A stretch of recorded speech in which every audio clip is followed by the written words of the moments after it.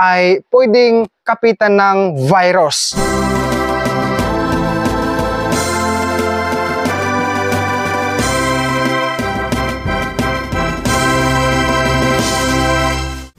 Disadvantage yun, hindi po yun maganda. Malaki po ang investment sa pag-alaga ng baboy, kaya yung lugar na yan, halimbawa lang, ipapalagay natin merong kaso ng ASF or hog cholera o whatever. Hi guys, magandang araw po sa ating lahat. Welcome back po sa aking channel mga ka-farmers. For today's video guys, nais ko lang pong i-share sa inyo ang binili ko pong net guys, na yung black net guys, na para po sa aking mga baboy, no?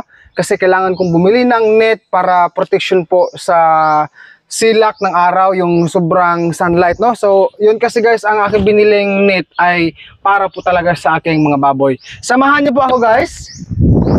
Actually guys, naghihintay na po dito ang delivery boy sa Shopee, no? Sa Shopee ba siya, may? Shopee. Okay. Yan kasi guys, mainit ng panahon ngayon, no? After ng 4 days na umuulan. So, ngayon, panibagong status tayo sa akin pong babuyan dito guys, kasi I need to buy net for my hogs, no? Saan na ba siya? Saan na yung delivery boy?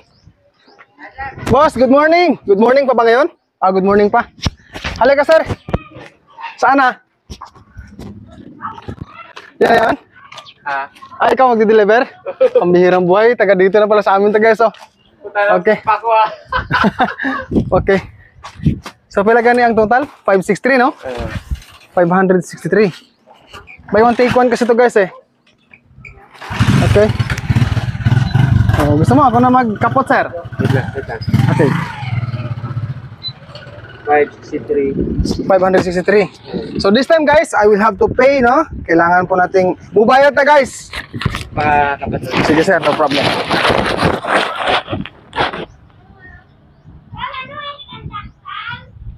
Diyan naman siya sa sa Haron, sa Landong guys, kay Silaw ang adlaw.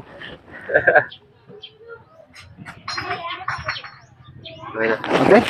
So pila gani? 563. 563. Kanang 600 oh. Sir, keep the change ha. Thank you sir. Salamat sir ha. Salamat. Para sa baboy ito sir eh. Salamat. Ingat ka sir ha. Marami ka pa yatang schedule delivery, no? Marami pa. Sige. Salamat. Ingat ka ha. Thank you. Ito na guys. Titignan natin kung maganda ba ito. Okay, so ito na guys, no? Beginners, makinig po kayo sa akin ha. Sa mga expert dyan, mabuhay po kayo. Dito sa simpleng video na ito, kapag po tayo ay nag-order online, no? Whatever na atin pong in-order, siyempre guys, maglagay tayo ng alcohol, no? Kasi nga po, ito ay kung saan-saan galing itong mga parcels na ating in-order. So, ang point ko dito, wag po natin diretso sa atin pong babuyan, no? Dahil alam naman po natin ang protocol. Okay? Buksan natin guys.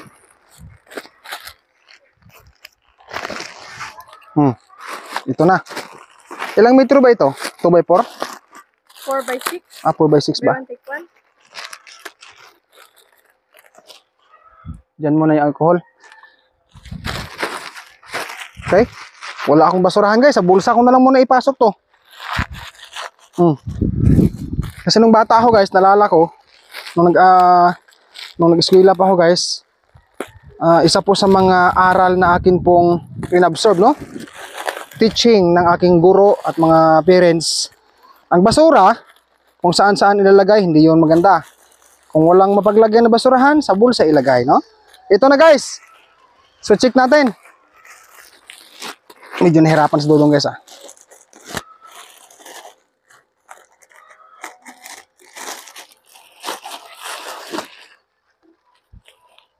Marami na po. Ha?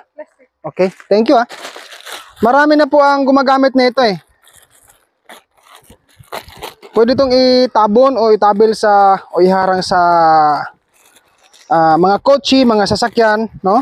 Pwede rin sa babuyan, sa manukan. Diyan muna sa gilid. Excuse me. Okay. Eto na guys. Atin pong buksan. Maganda naman siya. Nilagyan nila ng ano guys, oh. Yung, ano bang tawag dito? Yung mapagdaanan ng, mapagdaanan ng tali. Ayan. So ito, oh, sampulan natin. Okay. So maganda siya. Ayan. So yung isa guys, wag na lang natin buksan to siguro. No? O subukan na natin i-open. Tama talaga to guys. Ginagawa po ni Dudong to guys. Naggagastos ako ng ganito para sa mga baboy ko, no? Or alang-alang sa mga baboy ko dahil kailangan natin ng care sa ating mga baboy. Isa po ito sa pagkikare or kabilang sa pagkikare ni Dudong sa mga baboy ko. Alam niyo naman guys, yung baboy ko is backyard lang tayo. Pero okay na yan guys, kahit ganyan. Backyard tayo pero gumawa tayo ng maganda para sa ikabubuti ng ating baboy. So try natin sa loob, may dalhin. Or atin mo nang sprayhan to ulit. Okay na yung Pero mas maganda pa rin nilagyan natin. Kasi doon sa supplier, alam mo na, di ba? O kunin ko yung ano doon. Yung may Kuban GT. Okay?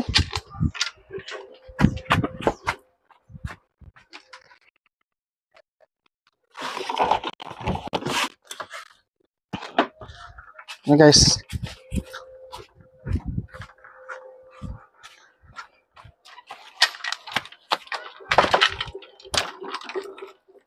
Bumbahan natin guys.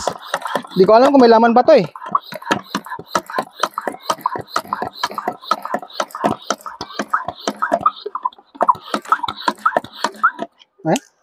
Meron pa. Dali lang. Bubuksan natin. Ngagaw ta guys, kaya pa ning agi guys, katawo. Daanan kasi to dito eh.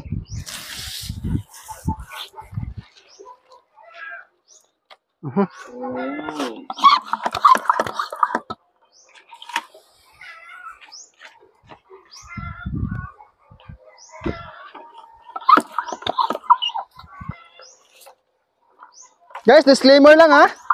Ito po ay sarili ko lang decision to ha, sariling style ha. Sariling sistema. Okay. Kasi guys, alam nyo, or alam naman po natin na malaki po ang investment sa pag-alaga ng baboy, kaya kailangan po natin mag-ingat eh.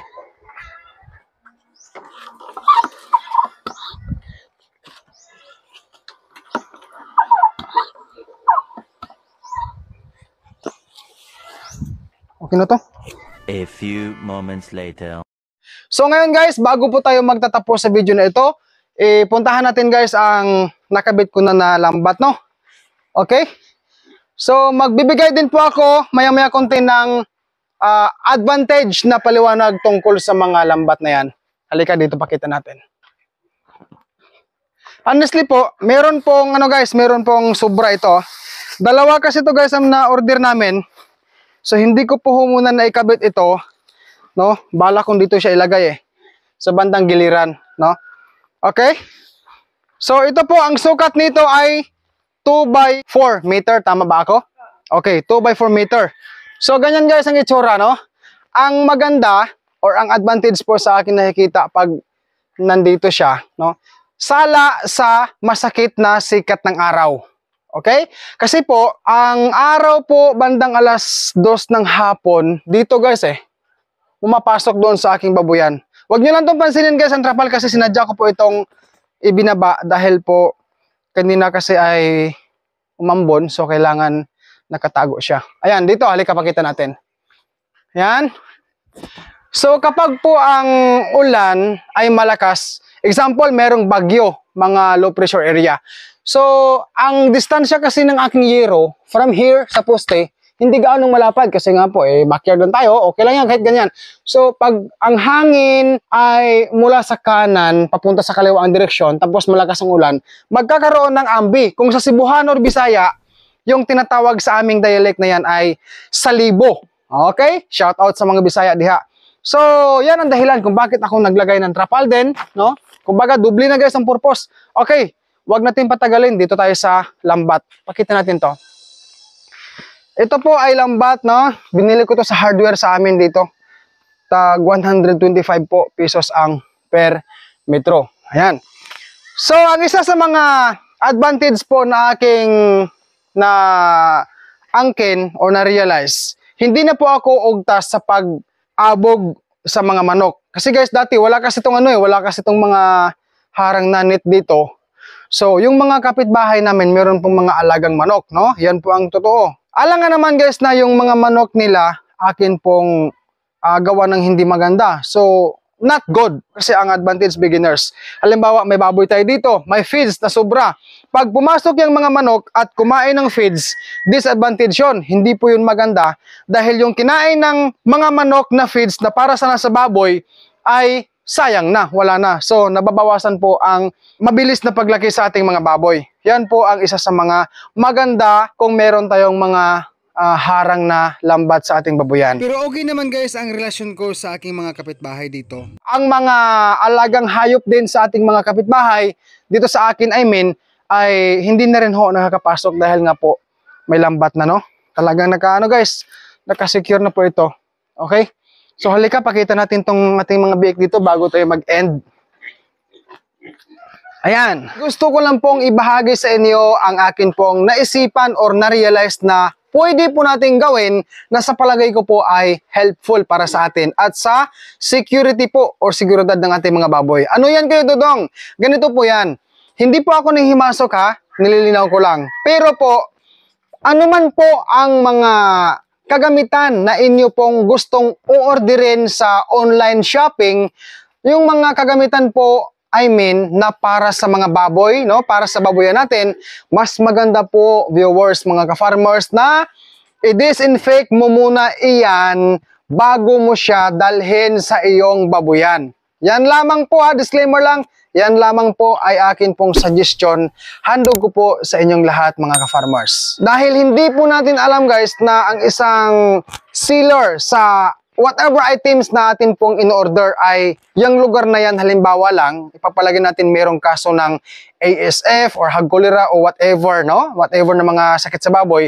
So, hindi natin alam kung yung mga gamit na yan na in-order natin sa online ay pwedeng kapitan ng virus. Then, pag dinala sa baboyan natin, may tsansa po na problema ang mangyayari. Yan lamang po ay akin pong nalikha sa aking isipan na gusto kong i-share sa inyo para magkaroon din po tayo ng munting idea lamang na mas maganda i-disinfect natin ang mga natatanggap nating kagamitan mula sa online shopping. Kagamitan na para sa ating babuyan. So shout out po muna kinakabayang Ale Asoro, watching from Dumingag, Zamboanga del Sur, kay Manilyn Siloria, naglantaw gikan sa Tuburan, Cebu, kay Remark Tuluza, watching from Bicol, AMC Vlog, watching from Qatar. Mabuhay po ha ang lahat ng mga kababayan nating OFW. Mag-ingat po kayo dyan palagi wherever you are. Shoutout din kay Marjon Salazar from Bohol,